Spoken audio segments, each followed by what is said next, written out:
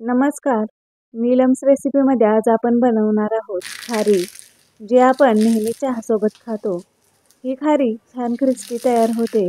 घरीच अगदी सोप्या पद्धतीने आपण ही फक्त 1 वाटी मैद्यापासून भरपूर खारी तयार करू शकतो.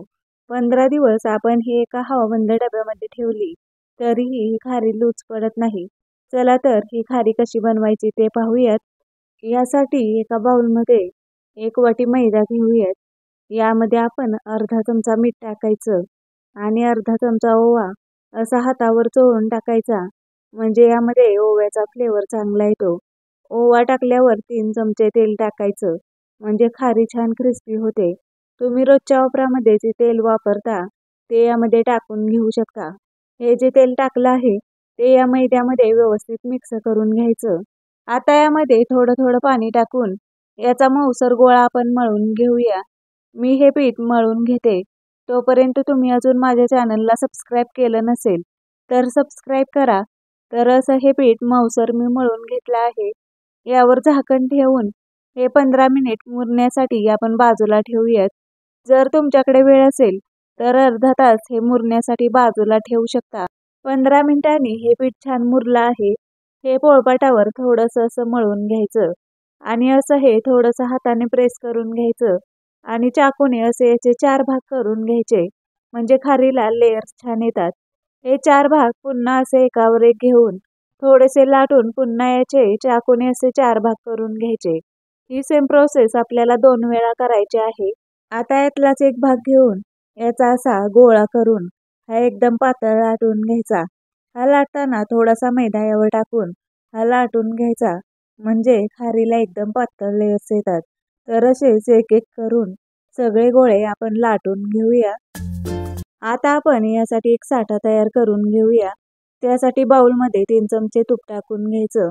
त्यामध्ये 1 चमचा कॉर्नफ्लोअर, 2 चमचे मैदा टाकून याचं चांगलं मिश्रण तयार करून घ्यायचं. या साठ्यामुळे आपल्या या खारी छान क्रिस्पी तयार होणार आहेत.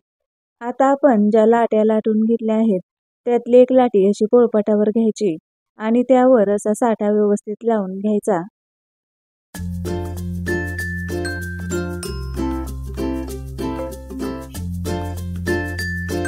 या लाटीला साठा लावून घेतला की यावर दुसरी लाटी टाकून त्या लाटीवरती सुद्धा साठा लावून घ्यायचा.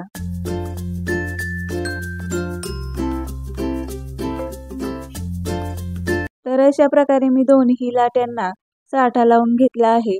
साठा लावून घेतल्यावर हे असं दोन्ही साईडनं फोल्ड करून घ्यायचं आणि यावरती सुद्धा साठा लावून घ्यायचा.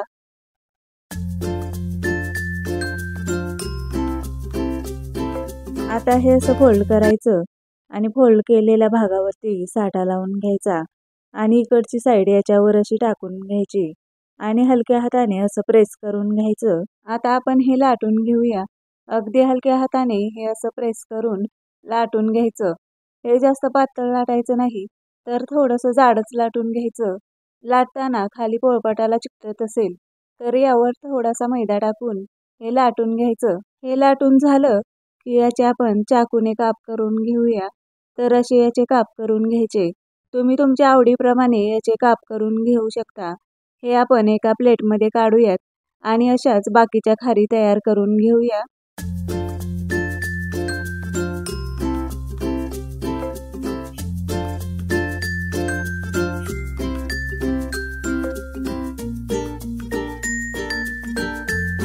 तर मी सगळे असे काप करून घेतले आहेत.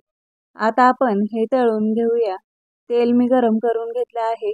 त्यामध्ये हे कट केलेले पीस सोडून घ्यायचे. या खारी अशा तेलावरती आल्या की मग या पलटून घ्यायच्या.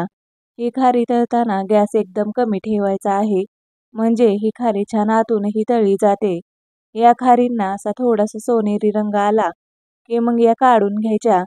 आपण विकत आणतो त्या खारीचा रंग जसा असतो तसा रंग येईपर्यंत या खारी छान तळून घ्यायच्या आणि मग या काढून घ्यायच्या.